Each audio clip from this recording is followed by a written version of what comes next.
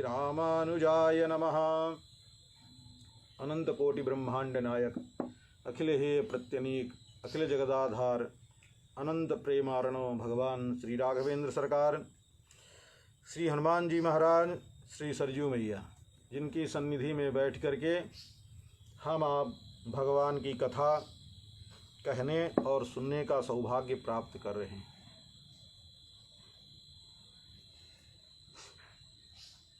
भगवान की प्राप्ति के लिए अनेक साधन हैं। उन साधनों की चर्चा करते हुए कल हम आपने कर्म, भक्ति, ज्ञान, इन सब की थोड़ा थोड़ा चर्चा किए यथामति।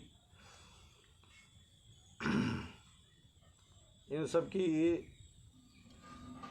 दुरूहता का भी पता चलता है कि इन सब के करते करते कितनी समस्याएं आती। फिर भगवान की शरणागति।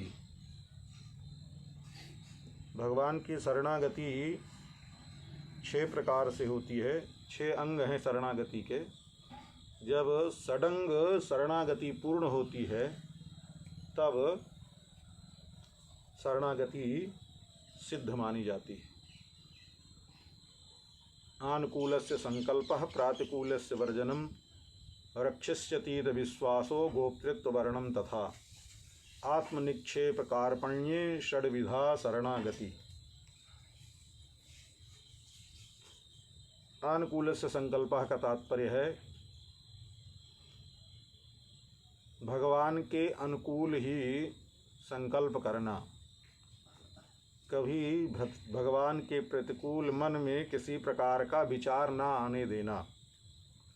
प्रतिकूल विचार आया तो शरणागति सिद्ध नहीं हो पाएगी।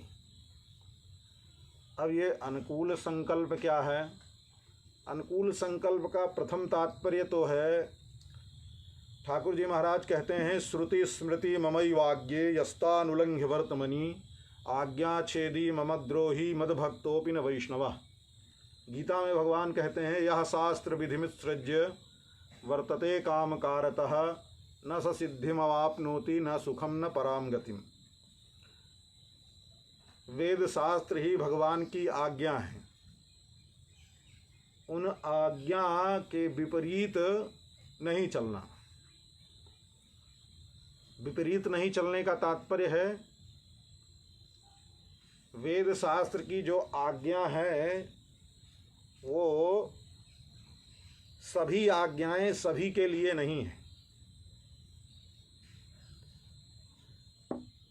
गृहस्थ के लिए अलग आज्ञा है, वानप्रस्थ के लिए अलग आज्ञा है, ब्रह्मचारी के लिए अलग आज्ञा है, सन्यासी के लिए अलग आज्ञा है। अब एक दूसरे का अतिक्रमण करेंगे तो व्यतिक्रम हो जाएगा। तो जिसके लिए जो आज्ञा दी गई है उस आज्ञा का पालन करना, शास्त्र के अनुकूल अपने आचरण को बना करके रखना। और भी है किस श्रेणी का जीव है, जीव की स्थिति कैसी है। जैसे कक्षा 1 का बालक होता है, फिर 2, 4, फिर 8 पास किया, फिर इंटर, बीए में जैसे पीएचडी थीसिस जितना भी होता है, सबकी भिन्न भिन्न श्रेणियां हैं। उस श्रेणी के अनुसार शास्त्र के अनुकूल रहना, तो ये विरोध नहीं है। देखिए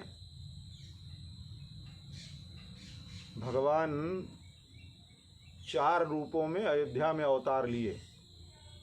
चतुर्धा अगाध हरि। ठाकुर जी महाराज 4 रूपों से, राम लक्ष्मण भरत शत्रुघ्न 4 रूपों से प्रकट भये। और 4 रूपों में ठाकुर जी महाराज का है, मर्त्यावतारस्तिह मर्त शिक्षणम रक्षो बधायैव न केवलम विभो। ठाकुर जी महाराज का अवतार जो होता है, सामान्य धर्म का आचरण ठाकुर जी महाराज करके अपने जीवन में दिखाते हैं। रघुनाथ के जितने भी आचरण हैं श्री ठाकुर जी महाराज सामान्य जो जन हैं उनके लिए आचरण करके दिखाते हैं। मातु पिता गुरु प्रभु की बानी करहि विचार। तो कहने का तात्पर्य है ये सामान्य धर्म है। माँ बाप की आज्ञा का पालन करना, गुरुजनों की आज्ञा का पालन करना, संसार में सभी से मिलकर के सबके अनुकूल रहना और सबको अनुकूल बनाना, ये जो है जो सामान्य संसारी जन हैं वो सामान्य धर्म का ऐसे ही पालन करते हैं। तो और भी है, शास्त्र के अनुकूल रह करके सारा व्यवहार करते रहना। लौकिक धर्म का साथ साथ में लौकिक धर्म का भी पालन करना, जहाँ जो बन पड़े, जहाँ जैसी आवश्यकता होए वहाँ वैसा कार्य करना, वेद शास्त्र की मर्यादा के अनुकूल। ठाकुर जी महाराज का चरित्र। ठाकुर जी महाराज सामान्य धर्म का पालन करके दिखाते हैं और लक्ष्मण जी हैं जो वो विशेष धर्म का पालन करते हैं। विशेष धर्म का तात्पर्य ये है जो न हमारे राम का सो न हमारे काम का। ठाकुर जी के विपरीत चाहे माँ जावे, चाहे बाप जावे, चाहे भाई जावे, चाहे परिवार का कोई भी सदस्य जावे, जाके प्रिय न राम वैदेही तजिए ताहि कोटि बैरी सम यद्यपि परम स्नेही। तो लक्ष्मण जी महाराज का विशेष धर्म है, भगवान के अतिरिक्त, भगवान के अनुकूल है तो सब अपने हैं। यो नित्यमच्युत पदाम्बुज युग्म रुक्म व्यामोहतस्तराणि तृणाय मेने। जो भगवान से इतर हैं उनको लक्ष्मण जी महाराज कुछ समझते नहीं हैं। भगवान से विरोध करे तो कैकेयी जी भी, और कैकेयी जी की तो बात छोड़ दिए, महाराज दशरथ को भी जो है जो आता है वो मन में पिताजी के ऊपर भी क्रुद्ध हो करके, और लक्ष्मण जी महाराज यहाँ तक कहते हैं कि पिताजी बूढ़े हो गए हैं, इनकी मति भ्रमित हो गई है, अब इनको पकड़ करके जेल में डाल दो और आप सिंहासन पर बैठो, हम देखते हैं कि कौन आता है। तो लक्ष्मण जी महाराज का सीधे सीधे भगवान के विपरीत ना तो जाना, दोनों बात है, अपने स्वयं नहीं जाना, और जो भगवान के विपरीत है उससे किसी प्रकार का व्यवहार भी नहीं रखना। ये विशेष धर्म है। साधु महात्मा वैष्णव लोग जो होते हैं ये विशेष धर्म का पालन करते हैं। अब विशेषतर धर्म श्री भरत जी महाराज का है। भरत जी महाराज का विशेषतर धर्म है। भरत जी महाराज विशेषतर धर्म जो होता है वो प्रेम का धर्म होता है। हम जिससे प्रेम करते हैं, प्रेमास्पद के प्रति, वो जिसमें प्रसन्न होवे, प्रेमी का वही कार्य है, वही करे वो। ठाकुर जी महाराज छोड़ना तो भरत जी भी नहीं चाहते हैं, पर ठाकुर जी विश्वामित्र जी के साथ जाने लगे। ठाकुर जी ने कहा कि आप यहीं रहो, दोनों भाई चारों चले जाएंगे तो कैसे काम चलेगा। भरत जी महाराज बिना ना नुकर किए अयोध्या में रह गए। ब्याह करके चारों भाई लौट करके आए तो राम युधाजित महाराज जो कैकेयी जी के भाई हैं, उन्होंने जिद किया कि पिताजी अश्वपति महाराज ने कहा है कि राम और लक्ष्मण को ले करके आना, क्योंकि अब हमारी आयु पता नहीं कितनी है, कब तक रहें ना रहें, कम से कम इन्हीं आँखों से एक बार श्री रघुनाथ का दर्शन कर लेवें। तो महाराज अश्वपति की इच्छा है, अब उनकी आज्ञा है तो अब चलना। पर दशरथ जी ने भी मना किया और राम जी ने भी कहा कि भाई अब इतने दिन घूम करके आई ही हैं अभी, और तुरंत आए और तुरंत चले जाएं, ये भी ठीक नहीं है। दशरथ जी ने कहा अगर बहुत ज़्यादा जिद है तो ऐसा करो कि भरत और शत्रुघ्न को लेकर के चले जाओ। तो भरत जी ने कोई ना नुकर नहीं किया। भरत जी महाराज चले गए कई देश। अब वहाँ से बहुत दिन तक रहे, लगभग 10-12 वर्ष बीत गया, थोड़ा समय नहीं रहते रहते। तो अब इधर कुछ खलमंडली बनी, स्थिति भई, ठाकुर जी महाराज को वनगमन करना पड़ा। तो वशिष्ठ जी महाराज के द्वारा दूत भेजा गया और ले करके वशिष्ठ जी महाराज के दूत अयोध्या लेकर के आए। सारा पता चला समाचार, ऐसी ऐसी स्थिति हो गई है, सब कुछ पिताजी का जो कृत्य था सब करके। फिर अंत में कहा कि भाई अब तो राज्य मिला है, राज्य भोगो। तो भरत जी कहा कि राज्य है, मतलब कहने का तात्पर्य है कि राज्य तो रघुनाथ का है और हम सब तो रघुनाथ के हैं। अगर मान लीजिए तो नहीं, वशिष्ठ जी ने कहा ऐसा है कि जब तक रघुनाथ नहीं आ रहे हैं, राम जी नहीं आ रहे हैं, तब तक ही बैठ जाओ सिंहासन पर। भरत जी महाराज ने कहा कि गुरु जी अब आप ऐसी बात कह रहे हैं, ये आपको शोभा नहीं देती है।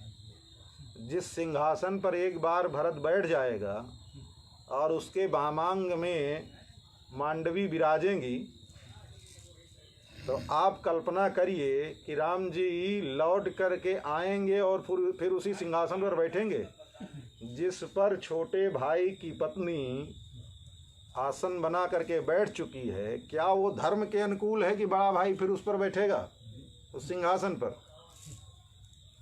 तो वशिष्ठ जी महाराज समझ गए कि ये बात, तब राम जी को मनाने चलना चाहिए। राम जी को मनाने के लिए गए। राम जी ने कहा सब हो सकता है पर हम वापस नहीं जा सकते। बहुत ज़्यादा जिद भी नहीं करते। ठाकुर जी से कहा कोई न कोई अवलंबन हमको चाहिए। ठाकुर जी महाराज ने अपनी चरण पादुका दे दी। चरण पादुका लेकर के चले आए भरत जी महाराज। तो कहने का तात्पर्य है प्रेमी उसी में सुखी रहता है जिससे हम प्रेम करते हैं। हमको कितनों कष्ट हो जावे पर हम जिससे प्रेम करते हैं वो प्रसन्न रहे, बस यही अंतर में भावना होती है। वो जो प्रेमी भक्त होते हैं वो भगवान से मिलने का, भगवान के दर्शन करने का, भगवान का कोई जिद नहीं, कोई तो बस केवल एकमात्र भगवान से प्रेम। यहाँ तक कि भगवान भी हमसे प्रेम करें ये भी अपेक्षा नहीं रखते। तो अपना प्रेम करना हमारा कर्तव्य है, हम प्रेम कर रहे हैं बस इतने से मतलब है।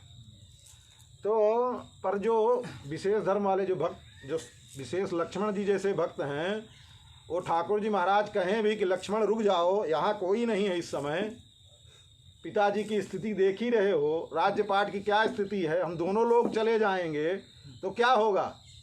तो लक्ष्मण जी क्या कहते हैं, भाड़ में जाए राज्य और भाड़ में जाए सब कुछ, हम तो आप ही के साथ चलेंगे, हम रुकने वाले नहीं है। जो विशेष धर्म होता है वो भगवान के सामीप्य का, भगवान के दर्शन का, भगवान की निकटता का ज़्यादा वो ध्यान रखते हैं। तो कहने का तात्पर्य है कि पर प्रेमी का अलग स्वभाव होता है। प्रेमी तो भगवान जिसमें सुखी रहे वही कार्य करना। 3 प्रकार के धर्म हो गए। चौथा है ना तो सामान्य धर्म का पालन करना और ना तो भगवान के साथ रहने की जिद करना और ना भगवान से प्रेम करना। अब चौथे का क्या काम है? चौथे का काम है जो भगवान के हैं, जो भगवान के प्रेमी हैं, जो भगवान के भक्त हैं, जिन्होंने भगवान को अपना मान लिया, केवल उनकी सेवा करना यही उनका कर्तव्य होता है। वो भगवान के भक्तों को ही अपना इष्ट मान लेते हैं। भगवान के जो प्रेमी भक्त होते हैं उन्हीं को इष्ट मान करके और उन्हीं की सेवा करना और उन्हीं के सारी सुख सुविधा का ध्यान रखना, ये कार्य जो है ये विशेषतम धर्म है और यही सर्वश्रेष्ठ धर्म है। और वो कार्य शत्रुघ्न जी महाराज करते हैं। शत्रुघ्न जी महाराज, उनका चरित्र देखिए, चर्चा कभी होगी तो आएगा, लेकिन सामान थोड़े थोड़े में समझ लें। वो तो ना कभी राम जी के साथ, पूरी मानस पढ़ लो और भी जितने भी ग्रंथ हैं पढ़ लो, कहीं शत्रुघ्न जी महाराज कुछ बोलते चालते नहीं हैं, कोई बात चर्चा नहीं। उनको तो बस केवल सेवा करना है। भगवान के प्रेमी भरत जी महाराज हैं, भरत जी महाराज के साथ साथ रहना, जहाँ वो जाएं उनकी सेवा करना। और भरत जी महाराज नहीं, अयोध्या के जितने भी अयोध्यावासी हैं सब की सार संहार करना, सब के अनुकूल रहना, यही, और सब की सेवा करना, ये शत्रुघ्न जी की। देखो ये कठिन काम है। ये भगवान से जो प्रेम करते हैं ना, उससे भी ज़्यादा कठिन है। सब के अनुकूल रह करके और सब की सेवा करना, ये सेवा धर्मो परम गहनो योगिनामप्यगम्य। बैठ करके एक जगह योग करना, समाधि में चले जाना, बैठ कर एक जगह भगवान के अर्चा विग्रह का आराधन करना, पूजन करना, ये सब हो सकता है। बैठ करके तो पंचाग्नि तापना, ठंडी के दिन में गले भर जल में खड़े होकर के तपस्या करना, ये सब हो सकता है। पर जिसकी हम सेवा कर रहे हैं उस सेवक के अनुकूल रह करके उसकी सेवा करना, ये बहुत कठिन है। गुरुजी ने बुलाया, ए यहाँ आओ, आकर के खड़ा, ए खोपड़ी पर क्या खड़ा हो गया आकर के, ठीक है, बुलाया भी और आकर के खड़ा हो गया, तो ये भी खोपड़ी पर आकर के क्यों खड़ा हो गया? अब लो, और थोड़ा दूर खड़ा हो गया तब भी डांट पड़े, वहाँ इतनी दूर से बात समझ में आएगी? तो कहने का तात्पर्य है कि सेवा करना सरल नहीं है। ये पंचाग्नि तापना और बड़ी बड़ी तपस्या करना, ये सब तपस्या जो है इन सेवा के सामने छोटी पड़ जाती हैं। कहने का तात्पर्य है, अब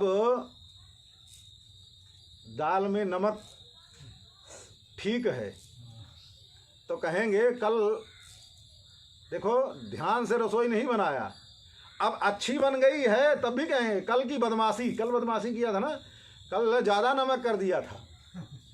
अब कल आज ठीक बन गई है तब कल को लेकर के डांट पड़ रही है।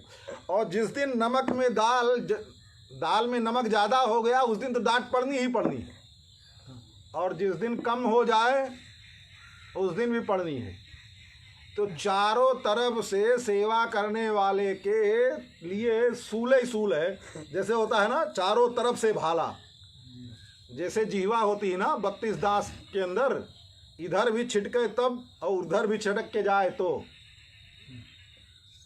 ऐसे ही सेवा करने वाले के लिए अत्यंत सावधानी और सहनशीलता तो अपार होनी चाहिए। तपस्या करने वाला तो एक ही मिनट में क्रोधी हो जाएगा। तो कहने का तात्पर्य है, देखिए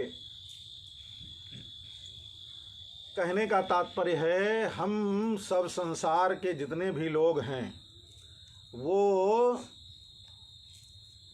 सब प्रकार के काम क्रोध आदि जो विकार हैं उन विकारों को, और संसार का नियम भी है, देखो काम जो होता है वो है तो दोष,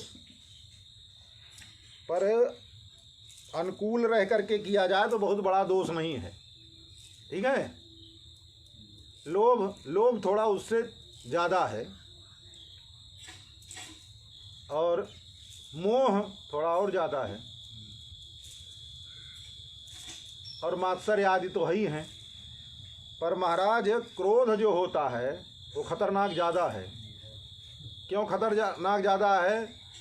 महाराज वो सबसे पहले क्रोध जहाँ से उत्पन्न होता है, गुस्सा आवे तो सबसे पहले होता क्या है? जैसे माचिस की तीली होती है ना, माचिस जलाओ तो माचिस क्या करती है? जो जलाने वाला होता है ना, वो तीली जो होती है ना, सबसे पहले उसी को जलाती है। अग्नि जहाँ से उत्पन्न होती है पहले अपने उत्पन्न होने वाले को ही जलाती है। तो ऐसे ही क्रोध भी, क्रोध जिस हृदय में उत्पन्न होगा सबसे पहले उसी हृदय को जलाएगी। ठीक है, क्रोध हुआ तो अंतर हृदय को जलाना प्रारंभ कर देगी, और वो प्रकट हो गई, और प्रकट हो गई और जहाँ पहुँची, पहुँचने के बाद वो दूसरे के हृदय को भी जलाएगी। तो ये बहुत बड़ा वो है ना। तो क्षुत्रिट त्रिकाल गुण मारुत जयी व्यसैस्न्यान अस्मान अपार जलधीन तितीर्य केचिद क्रोधस्य यान्ति विफलम वसम पदेगो मज्जन्ति दुश्चर तपश्च व्रथोत्सृजन्ति। भूख प्यास छोट त्रोट त्रिकाल, धूप गर्मी बरसात, मारुत हवा का झोंका, वर्षा, ये जितनी भी विपत्तियां हैं उन सब विपत्तियों को, काम आदि लोभ आदि सब को व्यक्ति जीत लेता है, और अंत में मज्जन्ति दुश्चर तपश्च वृथोत्सृजन्ति। होता क्या है, जैसे बछड़ा होता है ना, बछड़ा बारिश के दिन में जब चलता है, भूमि पर पांव रखता है तो वहाँ एक गड्ढा हो जाता है, पांव रखने पर उसमें जल भर जाता है। ये क्षुत त्रिकाल, ये सब जितने भी और भी हैं व्यवधान, ये सब व्यवधान तो समुद्र के समान हैं। इन समुद्र के समान सारे दुर्गुणों को व्यक्ति पार कर लेता है, पर अंत में क्रोध रूपी जो बछड़े का खुर में, बछड़े के खुर रूपी गड्ढे में जो जल भरा है, अंत में आकर के उसी में डुबकी लगा लेता है। तो कहने का तात्पर्य है उसी में डूब करके मर जाता है। पूरा समुद्र तो पार कर लिया, पूरा समुद्र पार कर लिया इन सब चीज़ों से, अंत में वो क्रोध रूपी गड्ढे में आकर के डूब करके मर गया। अब कल्पना करिए, तो इसलिए, और लोग दुनिया में होता भी है, देखो दुनिया में लोग करते क्या हैं, काम को बहुत बुरा मान लेंगे, लोभ को भी, अरे महाराज वो बड़े लोभी हैं, अरे बहुत ईर्ष्यालु हैं महाराज, अरे बड़े कपटी हैं, दुनिया की बात कहेगा। अरे महाराज बहुत गुस्सा करते हैं, उनके नज़दीक जाइएगा नहीं, वो तपस्वी हैं, उनकी तपस्या जो है क्रोध में झलकती है। कलयुग है ना, तो महाराज अब जो है वो क्रोध की प्रशंसा। महाराज जिसको गाली दे देवे ना, उसका तो उसको आशीर्वाद ही समझिए, कल्याण हो गया उसका, उसका तो कल्याण हो जाए, पर महाराज जो गाली दे रहे हैं उन तो डूब गए। समझ रहे हैं कि नहीं? कहने का तात्पर्य ये है कि क्रोध ऐसा है भी कि वो दुर्गुण होते हुए भी वो गुण के रूप में दिखाई देने लगता है लोगों। तो कहने का तात्पर्य ये है कि क्रोध बहुत अनिष्टकारी है, और क्रोध से, और जिसके अंदर शील नहीं है वो क्रोध तो करेगा ही करेगा। तो इसीलिए सबसे बड़ी परीक्षा की घड़ी यही होती है जो सेवक के लिए, सेवक के लिए परीक्षा की घड़ी यही होती है कि कितनो डांट, कितनो फटकार, कितनो कुछ भी होवे, पर वो सेवक जो है अपने जिसकी सेवा कर रहा है उसके प्रति उसके हृदय में कोई विकार ना आवे, और इतना सब कुछ होते हुए वो अपनी ही गलती का केवल अनुभव करता रहे, तब सेवा जा करके उसकी सफल होगी। तो इसीलिए भैया सेवा धर्म परम गहनो योगिनामप्यगम्य। तो ये काम योगी हो जाना ठीक है, पर सेवा करना बहुत कठिन है। इसलिए तो जो चतुर्थ धर्म है भगवान के भक्तों की भक्ति करना वो सर्वश्रेष्ठ है। इसीलिए कहते हैं कि भगवान की भक्ति करने पर तो संशय हो सकता है कि भगवान की प्राप्ति होवे कि ना होवे, पर न संशयोस्ति तद भक्ति परिचर्या रताना। जो भगवान के भक्तों की भक्ति करते हैं उनको भगवान की प्राप्ति में किसी प्रकार का संशय नहीं हो सकता है। तो इसलिए तो धर्म भी कई प्रकार के होते हैं, पर अपने अपने धर्म में स्थिर रहना ये एक दूसरे का विरोध नहीं है, ठीक है। अपने अपने धर्म का अपने अपने स्वभाव के अनुकूल, आचरण के अनुकूल व्यवहार करना। पर आजकल लोग अपने जो करते हैं वो तो ठीक है, पर दूसरे का विरोध करते हैं। दूसरे का जो विरोध करना हुआ, क्योंकि मार्ग तो सारे वेद के ही निर्धारित किए हुए हैं,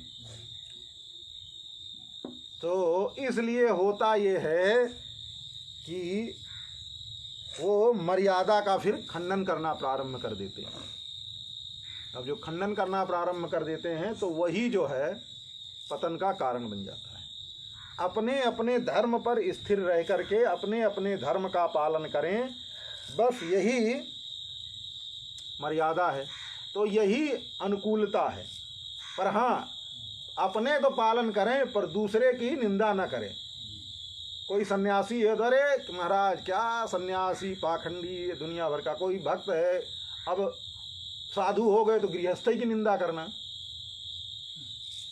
कहने का तात्पर्य है। और गृहस्थ उसको भी आएगा, अरे महाराज गृहस्थ से बड़ा तो कोई धर्म ही नहीं है। वो अपना छलांग लगाएगा, वो कहेगा अरे महाराज गृहस्थ से, अरे सारे जो है धर्म के जितने साधु महात्मा सब गृहस्थी से न पलते हैं, हमारे यहाँ से न जाए तो साधु कहीं टपकेगा। अब उसका अहंकार अपना, और साधु का है गृहस्थी कहीं का, वो अपना झटकेगा। ये नहीं, किसी के प्रति कोई दुर्भावना नहीं, सब अपने अपने अनुकूल कार्य कर रहे हैं, किसी का कोई विरोध नहीं करना। ये तो हो गया आनुकूलस्य संकल्पः, क्योंकि शास्त्र ने सभी मर्यादाओं को कहा है, तो सब अपनी अपनी मर्यादाओं का जो जैसा जिसका स्वभाव है, जन्मांतर का जैसा गुण धर्म ले करके आया है वो उसी में लगा हुआ है। तो अनुकूलस्य संकल्पः, वेद शास्त्र की मर्यादा के अनुकूल ही जीवन यापन करना, किसी का विरोध नहीं करना, शास्त्र का कभी ना बन पड़े। भैया हमसे नहीं बन पड़ रहा, हमारी क्षमता नहीं है, पर हाँ ये गलत है, हमसे नहीं बन पा रहा, हम नहीं कर पा रहे हैं, इसका मतलब वो गलत है ये भी नहीं हो सकता है। हाँ हमारी क्षमता है, हम उतना नहीं कर पा रहे हैं, जब हमारी क्षमता हो जाएगी तब वो भी हम करेंगे, पर विरोध नहीं। तो ये हो गया अनुकूलस्य संकल्पः। और ये तो शास्त्र की बात भाई। अब अपने स्वयं के जीवन का अनुकूलस्य संकल्पः, अब अपने स्वयं के जीवन का अनुकूलस्य संकल्प है, कभी भगवान के विपरीत कभी चिंतन नहीं करना। हे महाराज भगवान देखो देखो कितने पापी पापी लोग हैं महाराज, करोड़पति अरबपति कितना सुख भोग रहे हैं, ईश्वर हवाई जहाज और इससे दौड़ रहे हैं, हम सब ठाकुर जी का इतना भजन करें और सब कुछ करते हुए भी सारा कष्ट सारा दुख हम ही को देना, ये सब कुछ नहीं। ठाकुर जी को कभी कोई आरोप नहीं। ठाकुर जी महाराज हमारे सर्वज्ञ, सब कुछ जानते हैं, ठाकुर जी से कुछ छुपा नहीं है। हमारे लिए क्या अनुकूल है, हमारी क्या योग्यता है, उसके अनुसार ठाकुर जी महाराज भरपूर दे रहे हैं, कोई कमी नहीं है। ठाकुर जी महाराज, कोई साधु से पूछो ना, राम जी की इच्छा है, सब चकाचक है, भले 3 दिन से कुछ मिला ना होवे, ठीक है। पर महाराज को पूछो महाराज कैसे हैं, अरे भैया ठाकुर जी की कृपा है। तो कभी हनी हना, कभी मुट्ठी चना और कभी वो भी मना, और इन सारी परिस्थितियों में अलमस्त रहना, सब ठाकुर जी की इच्छा। तो ऐसी स्थिति ठाकुर जी के कभी विपरीत नहीं जाना, कभी सोचना भी नहीं, ठाकुर जी हमारे ऊपर कृपा नहीं करेंगे।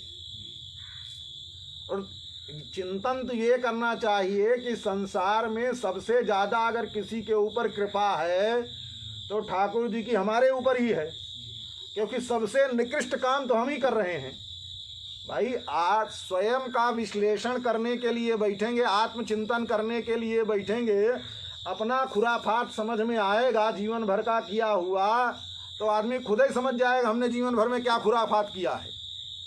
तो महाराज इतना हमने विपरीत कार्य किया है, उन विपरीत कार्य करने के बाद भी ठाकुर जी महाराज की इतनी कृपा है, जो इतना नालायक हो गए, उस नालायक के ऊपर भी अगर ठाकुर जी इतनी कृपा कर रहे हैं, सब तो अनुकूल हैं, सब तो ठाकुर जी के भगत हैं, सब तो ठाकुर जी के अनुकूल रह रहे हैं। हम तो ठाकुर जी के विपरीत थे, उसके बाद भी ठाकुर जी महाराज ने हमारे ऊपर इतनी कृपा की है, तो सबसे ज़्यादा कृपा हमारे ऊपर ही हो रही है ठाकुर जी की। जब ऐसा चिंतन करेंगे तो चिंतन जिस दिन धीरे धीरे दृढ़ होता चला जाएगा, तो एक दिन ठाकुर जी महाराज सबसे ज़्यादा कृपा,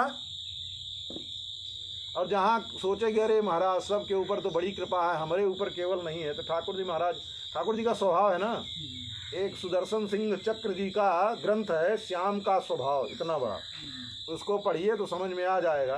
ठाकुर जी महाराज का कोई स्वभाव नहीं है अपना, जैसा जीव ठाकुर जी के प्रति अपना स्वभाव बना लेता है, तो ठाकुर जी से कहता है कि आप हमारे बेटा, तो ठाकुर जी महाराज कहते हैं हाँ पिताजी बताइए क्या आज्ञा है। ठाकुर जी को कहो कि कंस जैसे हो जाओ, ताल ठोक करके खड़े हो जाओ, तो ठाकुर जी भी चिंता नहीं करते। अब सोचिए ठाकुर जी महाराज कुल 11 वर्ष के हैं जब मथुरा गए, और चाणूर मुष्टिक महाराज पहाड़ के समान ठाकुर जी से युद्ध के लिए ललकारा, तो ठाकुर जी ने कहा कि देखो भैया हम सब तो छोटे छोटे हैं, बच्चे हैं, हमारे जैसे अगर बच्चे ले आओ तो उनसे हम 2-2 हाथ कर लेवें। पर उन्होंने कहा कि अरे तुमने तो पहाड़ उठा लिया, ये कर लिया, क्या बात बनाते हो, तुमको तो हमसे ही लड़ो। तो बोले अच्छा तुमको हमारा मर्म ज्ञान है तो फिर आ जाओ, छोटे बच्चे की फिर भी क्या बात है, आओ बराबरी की हो जाए और फिर दे तेरे की। चाणूर मुष्टिक की क्या स्थिति भई वो तो जानते ही रहे हैं। कहने का तात्पर्य है ठाकुर जी महाराज का स्वयं का स्वतंत्र अपना कोई स्वभाव नहीं है, जैसा जीव ठाकुर जी के प्रति बनाता है ठाकुर जी महाराज वैसे ही तैयार हो जाते हैं, पर वो उसमें दृढ़ हो जाए तो ठीक है। भयाद कंसा, अब बेचारा कंस जो है डरता ही था शुरू से लेकर के अंत तक। भागवत जी में और ग्रंथों में है कि नहीं है, संतों ने ये अनुभव किया है कि जब देवकी जी को ले करके बैठा करके था तो बलशाली सब कुछ था, शारीरिक शक्ति भी थी, लेकिन कोई कितना बड़ा पहलवान हो, पहलवान होने से हृदय मजबूत होने में अंतर होता है। कुत्ता दौड़ावे, शरीर कितना मोटा ताजा होए और कुत्ता दौड़ावे तो फिर व्यक्ति भागता है, और कोई कितना दुबला पतला हो, सिंह भी सामने खड़ा हो जाए तो लेकर के डंडा, दोनों अलग बात है वो। तो हुआ ये कि कंस बेचारा इतना डरता था, उसके भय उसका गुण है, भय से ही भगवान की आराधना किया। तो जैसे ही देवकी को लेकर के जा रहा था तो आकाशवाणी भई कि देवकी के 8वें गर्भ से तेरी मृत्यु होगी, तो पहले वो खुद ही गिरा, बेहोश हो गया, इतना डर उसको अपने मृत्यु का। बाद में हड़बड़ा करके जब उसका मूर्छा जगी तब वो जा करके आगे कुछ उठ पटांग, तो उसके भय की स्थिति इतनी है वो केवल महाराज काला मच्छर भी देख लेवे तो हड़बड़ा जाए। अब पानी का गिलास उठावे और उस पानी में देख लेवे अपनी परछाई काली काली तो फेंक दे, अरे कृष्ण आ गया, जहाँ भी देखे तो इतना भय। तो कहने का और भय से ही ठाकुर जी महाराज उसको भय है कृष्ण से, ठाकुर जी महाराज भय से ही काम कर गए उसको। तो तात्पर्य ये है कि ठाकुर जी महाराज केवल जो है चिंतन के ऊपर निर्भर करता है, हमारा चिंतन कैसा है, हमारा स्वभाव कैसा है। अब भय का स्वभाव बना लेंगे तो ठाकुर जी महाराज वैसे ही आ जाएंगे। ठाकुर जी से प्रेम करेंगे, अपनत्व रखेंगे तो अपनत्व वाला व्यवहार करेंगे। तो और गीता में भी ठाकुर जी महाराज अर्जुन से कहते हैं जे यथा माम प्रपद्यन्ते तांस्तथैव भजाम्य हम, जो जैसे हमको हमारे समीप आता है अपना स्वभाव लेकर के हम उसके लिए वैसे हो जाते हैं। ठाकुर जी का अपना कोई स्वतंत्र स्वभाव नहीं है, इसीलिए सदैव ठाकुर जी महाराज के अनुकूल बने रहना, अपना स्वभाव अनुकूलता में ही बनाए रखना, कभी मन में किसी प्रकार की प्रतिकूलता नहीं ले आना कि फला तो महाराज इतने दिन से हम साथ ही के साधु भय रहे, फला तो महाराज 10 आश्रम बना लिया, हमारे ऊपर ठाकुर जी कृपा ही नहीं किए, एक को नहीं अभी तक बन पाया। ये सब कुछ नहीं। ठाकुर जी जिस स्थिति में रह रखे हैं, जाही विधि राखे राम ताही विधि रहिए, मस्ती में एकदम, और वही सबसे बड़ी कृपा। ये कल्पना करना है हाँ अपने अंदर इतने विकार हैं, अगर इतना वैभव दे देते ठाकुर जी तो पतन हो जाता। इतना वैभव हमारे ठाकुर जी ने हमको इसलिए नहीं दिया कि हमारा हृदय इतना कमज़ोर है, उनका हृदय मजबूत है। दूसरे के अंदर भी दुर्गुण नहीं देखना महाराज, उनके अंदर इतनी योग्यता है, उनकी योग्यता के कारण ठाकुर जी महाराज ने उनको इतना कर दिया है। हमारी कमजोरी है, हमारा अंतस्थ इतना कमज़ोर है कि बहुत ज़्यादा वैभव आ जाता तो वैभव देख करके हमारा पतन हो जाता। तो हमारे पतन से बचाने के लिए ठाकुर जी महाराज की हमारे ऊपर इतनी बड़ी कृपा है। हर परिस्थिति में ठाकुर जी की कृपा का अनुभव करना है, यही भक्त का लक्षण है, और यही सदैव चिंतन करते रहना। समय भी हो रहा है, आगे की चर्चा कल। बोलिए श्री अयोध्यानाथ भगवान की, श्री रंगनाथ भगवान की, श्री लक्ष्मी नारायण भगवान की, श्री सीतारामचंद्र भगवान की, श्री वृंदावन बिहारी लाल की, श्री हनुमान जी महाराज की, श्री अयोध्या धाम की, श्री सरयू मैया की, सब संतन की, सब भक्तन की। जय जय श्री सीताराम, जय जय श्री राधे श्याम।